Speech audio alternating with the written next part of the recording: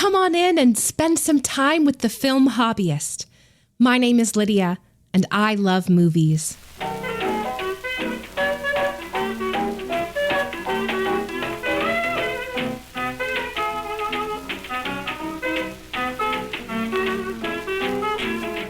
We're sitting here in my attic room. I'm in an old desk chair. You're sitting on a forest green Walmart futon with a black metal frame. We're in a little nook here, next to the wall, a window between us looking out at my backyard. Normally this is a lovely view, but it's early spring, which means everything is pretty dull and lifeless. I'm convinced that people who say they love spring actually just love May, when it's sunny and 75 degrees and the grass is a vibrant green, the trees have leaves, and all the flowers are in bloom. Now it is damp and chilly and gray, and the trees are mostly bare. If it wasn't for my neighbor's bright red tulips, I'd be pretty miserable. But speaking of colorful tulips, this week, we're talking about last year's Wicked Part 1, directed by John M. Chu. I've been a fan of this movie since 2021, when I saw John Chu's last film, In the Heights, in theaters. I was one of maybe 5 people who saw that movie in theaters. It's magnificent, by the way, thrilling and vibrant and alive. Around the time of release, John Chu was announced to be in talks to direct Wicked. And it was during 96,000, a hip-hop musical number set at a community pool with Busby Berkeley-style choreography, that I realized I needed to see his version of Wicked, particularly his version of What Is This Feeling? In the Broadway staging, that number is dynamic in the shape of its choreography. A lesser director would just have repeated the choreography on a courtyard set with a million cuts between angles. John Chu fleshes out time and setting, adding layers of story underneath each verse through his visuals. Universal smartly released that number online in its entirety the week before the film's debut. It tells you what I knew in the theater in 2021. That John Chu is a master of the film language of movie musicals. He doesn't just know how to work with a choreographer and some decent singers. He understands the camera movements and editing rhythms, the necessity of interesting sets, and an excellent ensemble. And this time, the theaters weren't empty.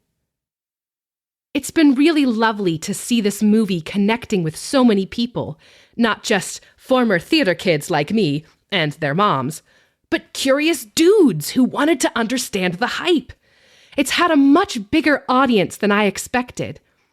And the more I've thought about it, the more I think it has to do with this movie's relationship with the 1939 film version of The Wizard of Oz, and how it's the first movie to dare risk treating that film as if it isn't just some corporate-owned property, but as it should be, part of the public domain. So what is the public domain? It's a term connected with copyright law, but on a conceptual level, it boils down to this idea. Once a particular work has existed long enough, it no longer belongs to the creator, their estate, or the corporation that owns them, but belongs to the public to use and iterate on and to rework. In 1697, Charles Perrault published a version of the fairy tale Cinderella, one with a fairy godmother, a pumpkin carriage, and a glass slipper. The public domain understands that this story, and the glass slipper and the fairy godmother, do not belong to Charles Perrault anymore. He's dead. His heirs are dead. This story and these elements are bigger than him, and anyone may publish and sell what he wrote, or translate his words, or iterate on the same concepts. So in 1950, Walt Disney could make an animated movie called Cinderella with a fairy godmother, a pumpkin carriage, and a glass slipper. And they can make money off of that. And Rodgers and Hammerstein in 1957 could also write a TV musical called Cinderella with a fairy godmother, a pumpkin carriage, and a glass slipper that they can profit from as well. Because those elements and that story belong to the public, even if Bibbidi Bobbidi Boo and Impossible Things Happen Every Day belong to their respective songwriters. It's good that people who make things get to make money off their creations. I have my own personal artistic projects that I would like to earn money from and not have anybody else republish, reiterate, or rework without my permission or remuneration. This is not a bad thing. But the version of the public domain we have here in my country is deeply, deeply broken. In 1998, as a result of heavy lobbying from Disney, ironically enough, copyright laws in the United States were changed so that a work wouldn't enter the public domain for 95 years after its creation.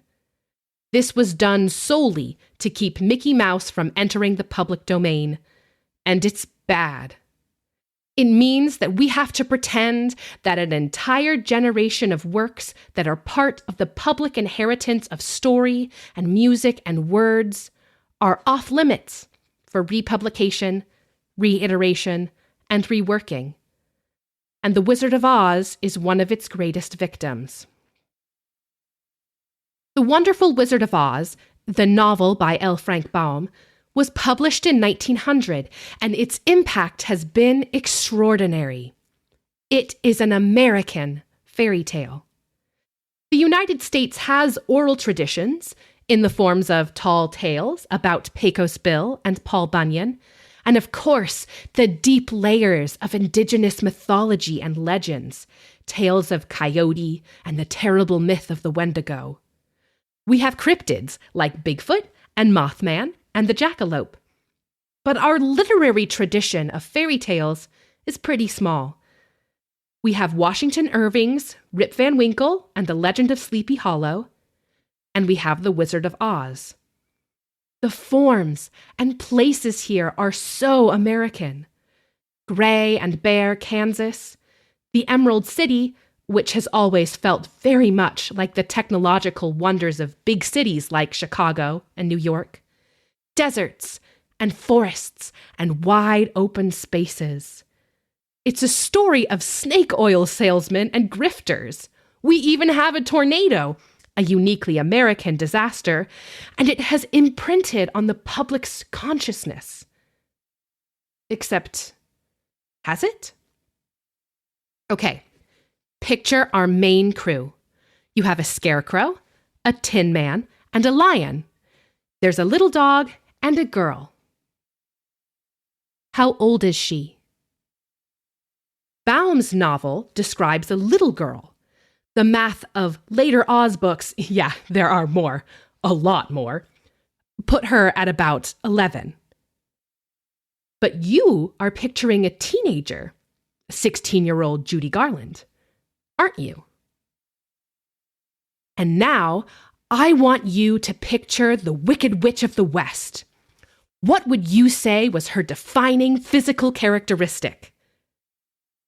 Her single eye that can see far distances like a telescope, right? No? Oh, you saw her as green, dressed all in black, with a pointed hat?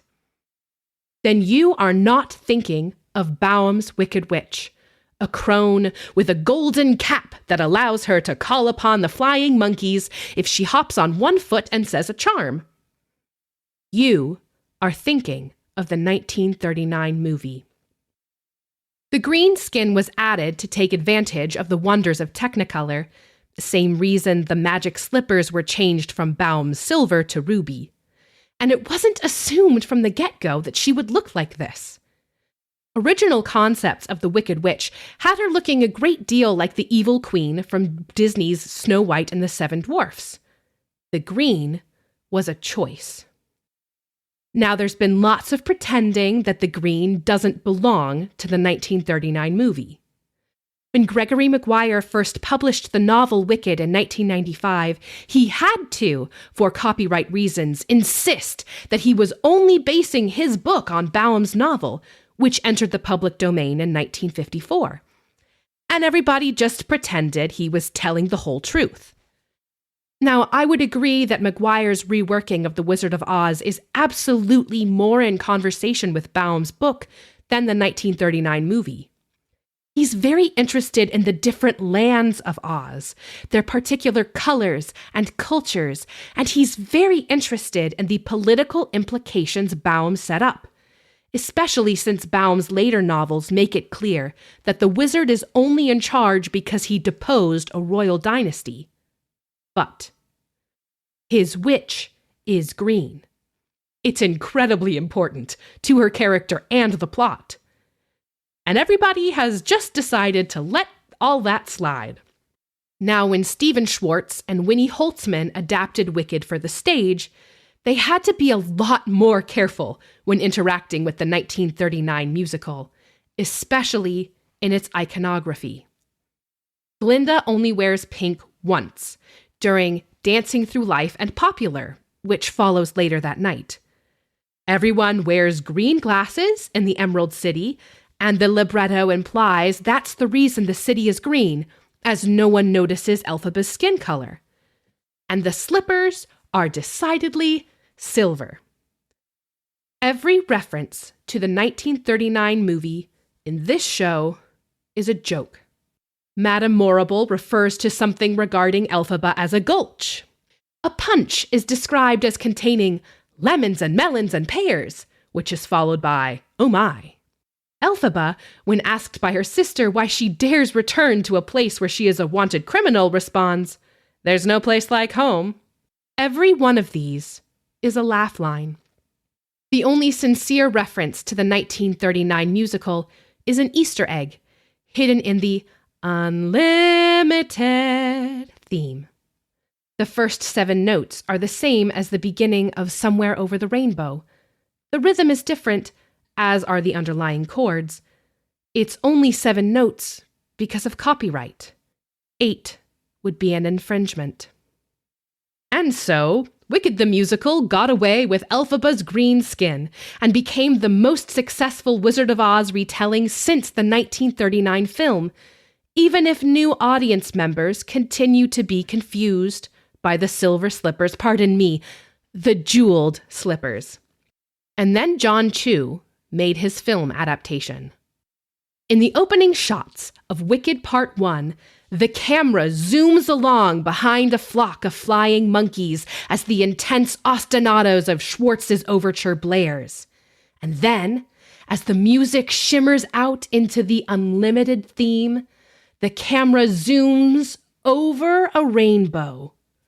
Screw copyright. Somewhere Over the Rainbow belongs to us. By all rights, it should have entered the public domain 10 years ago, January 2015. If Disney hadn't broken copyright in 1998, it would be ours. Then we go to Munchkin Land, surrounded by colored tulips, filled with people in whimsical colored outfits. In Baum's world, Munchkins dress in blue.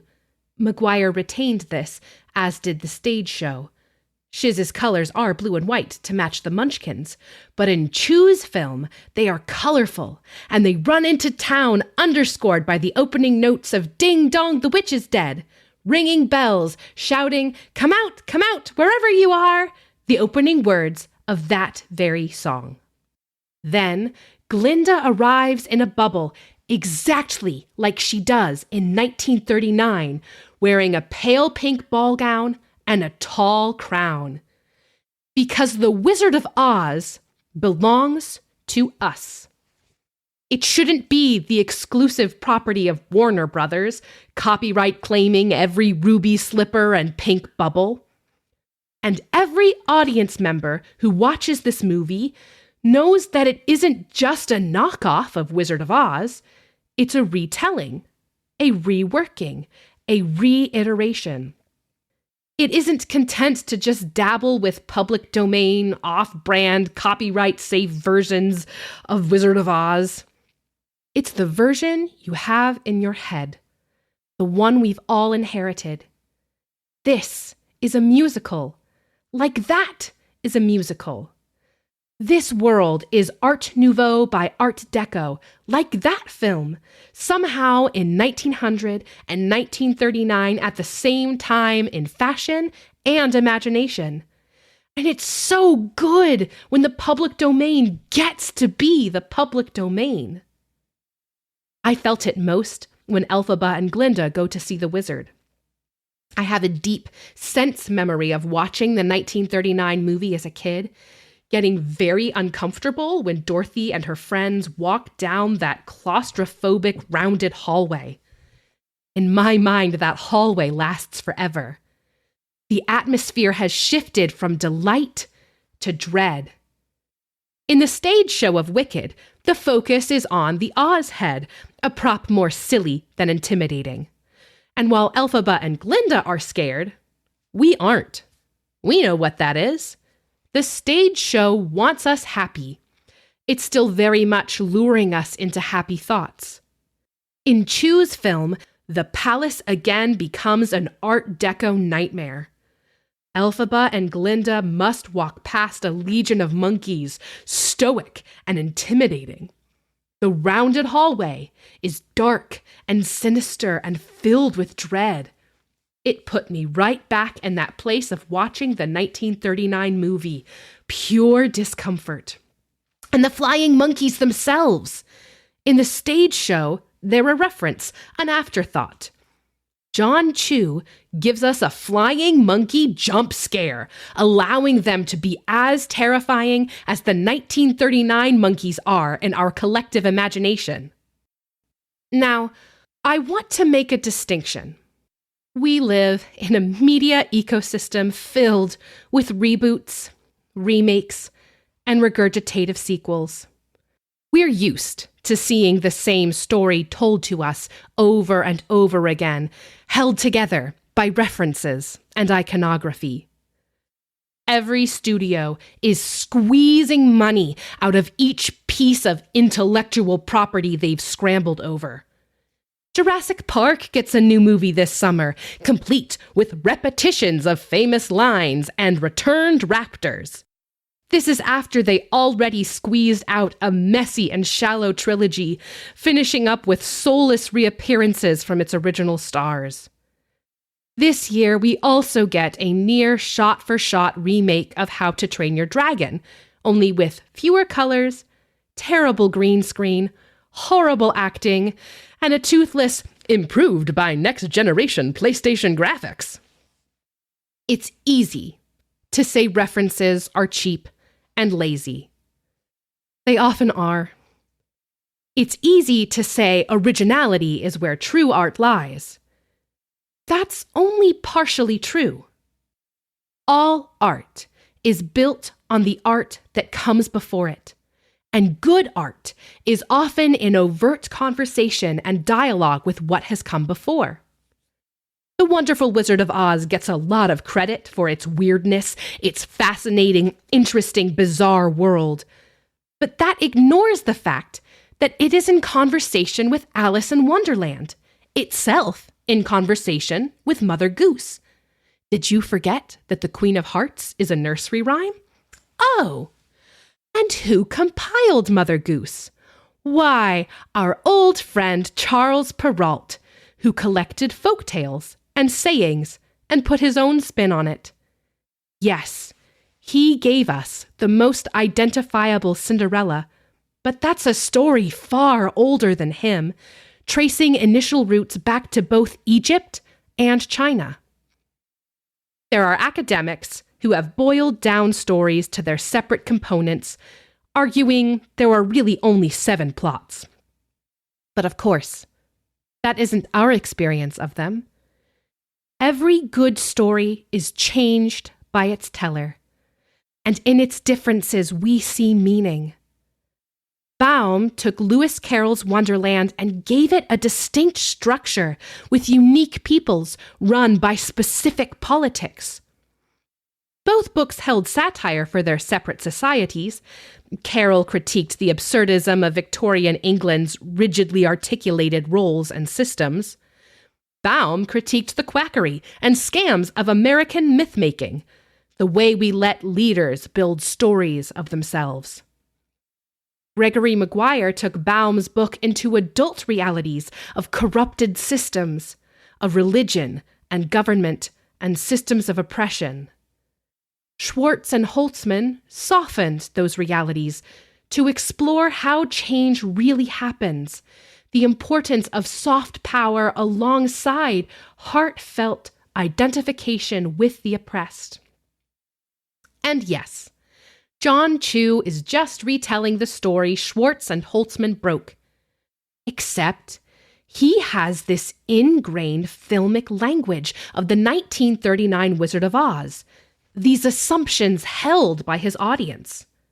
So he uses them to lead his audience on a journey, to point them to jarring differences. We see a pointed black hat in a puddle of water. We see flying monkeys. We go over the rainbow. There's the yellow brick road and a teenage Dorothy. There's an Art Deco Emerald City. Here's a colorful Munchkin land and a pink Glinda in her bubble while we sing about a dead witch. So why does this feel uncomfortable? They're so angry. But the music is happy, aggressive in its happiness.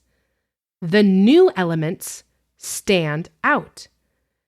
There's this creeping sense that maybe Glinda isn't actually a good guy. There's tragic backstory for our baby witch.